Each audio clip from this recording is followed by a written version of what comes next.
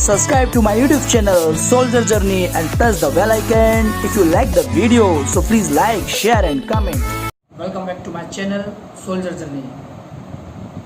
दोस्तों, आपको हमेशा लगता है चाइना की इकोनॉमी वर्ल्ड में सेकेंड नंबर पर है, तो चाइना सबसे मजबूत है।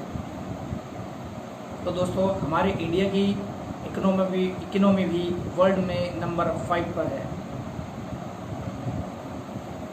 किसी भी देश की अर्थव्यवस्था जीडीपी, किसी भी देश की जीडीपी ग्रॉस डोमेस्टिक प्रोडक्ट, उस देश की पूरी अर्थव्यवस्था को कहते हैं। तो वर्ल्ड में सबसे पावरफुल, सबसे मजबूत इकोनॉमी, सबसे मजबूत अर्थव्यवस्था अमेरिका की है, वर्ल्ड में टॉप।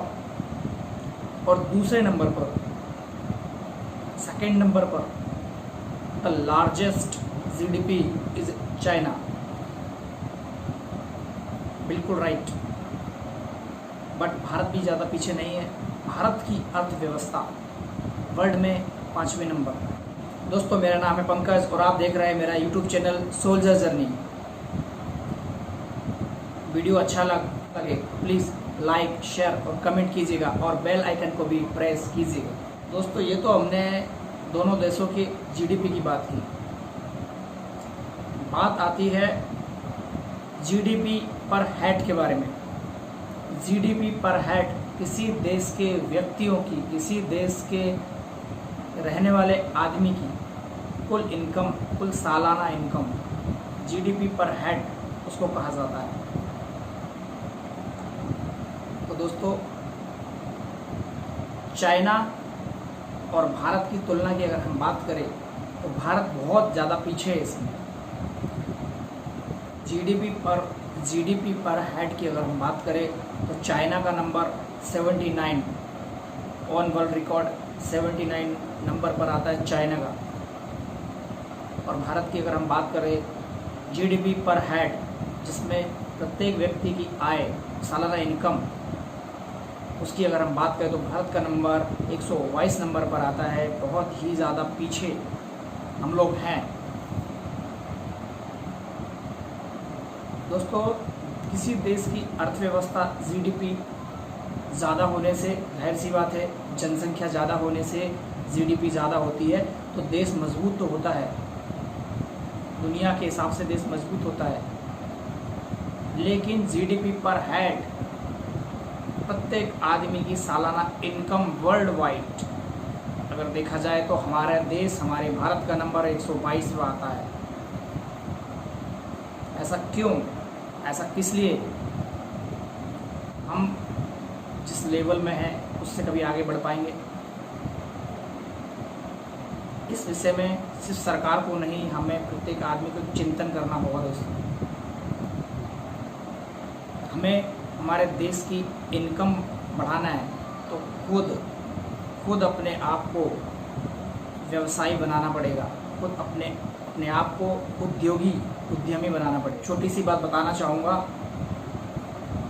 चाइना, कोरिया और जापान के लोग लुक्स में एक जैसे दिखते हैं, उनकी शक्ल एक जैसी दिखती है, लेकिन तीनों मुल्कों के व्यक्तियों का दिमाग अलग है, उनका रीति रिवाज अलग है, उनका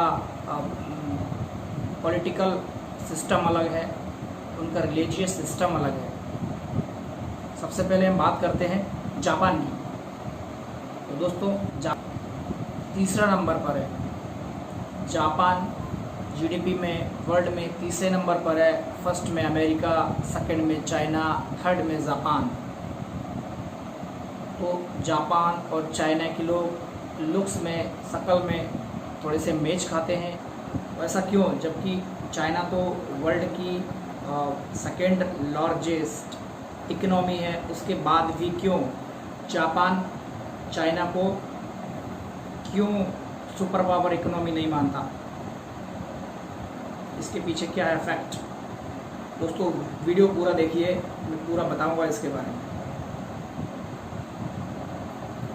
देखिए, चाइना का जहाँ तक मैटर है, चाइना के पास इकोनॉमी तो ज़्यादा है, वर्ल्ड में लार्जेस्ट इकोनॉमी तो चाइना की है।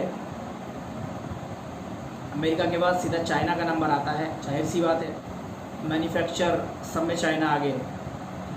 बट ऐसा क्या है, ऐसा क्या फैक्ट है जिसमें जापान और कोरिया चाइना को विकसित कंट्री नहीं मानता, विकसित कंट्री मानता ही नहीं है वो?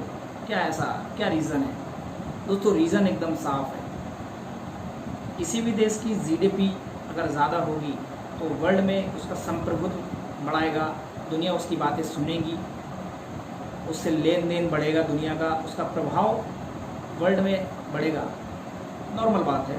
भारत का भी कम नहीं 5वां नंबर आता है।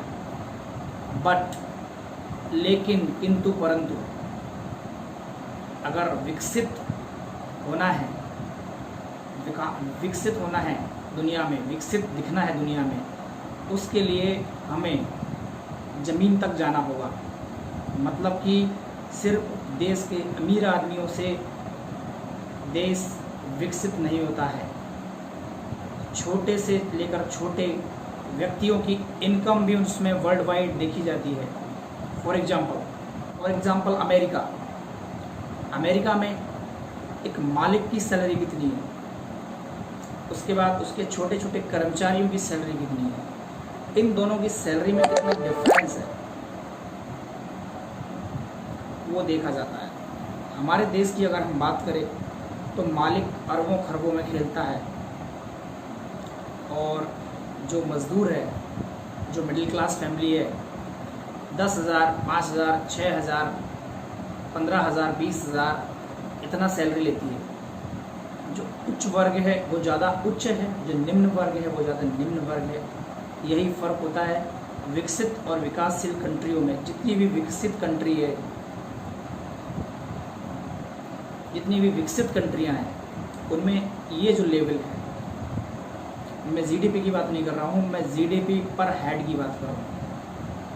जितनी भी विकसित कंट्रियां हैं उसमें जीडीपी पर हेड जो आदमी है, जो आम आदमी है वहाँ का देश का, उसकी इनकम और उच्च वर्ग की इनकम, कहना चाहिए कि ओवरऑल पूरे देश के व्यक्तियों की जो इनकम है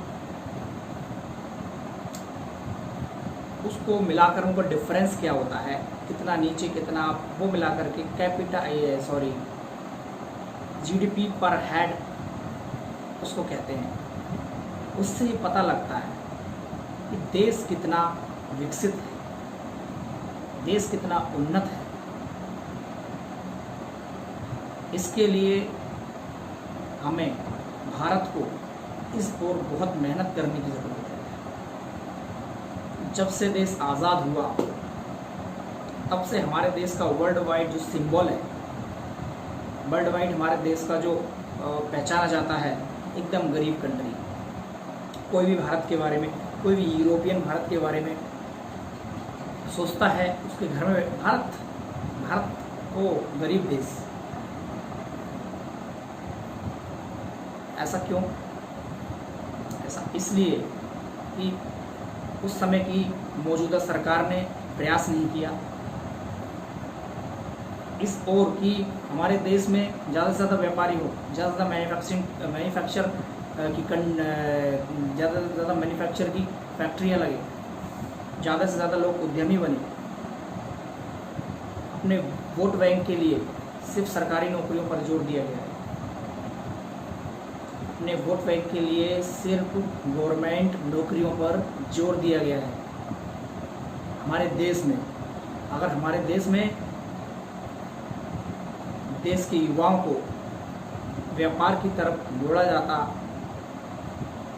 एंटरप्रेन्योरशिप की तरफ मोड़ा जाता,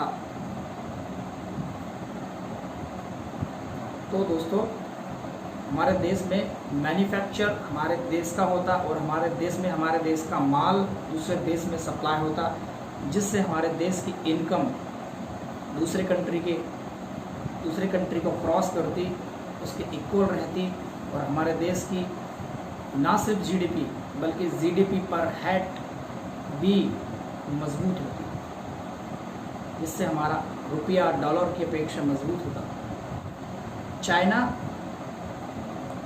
वर्ल्ड में सेकंड लार्जेस्ट इकोनॉमी है, बट अगर जीडीपी पर हेड की अगर बात करें तो वर्ल्ड में 79 नंबर पर आता है।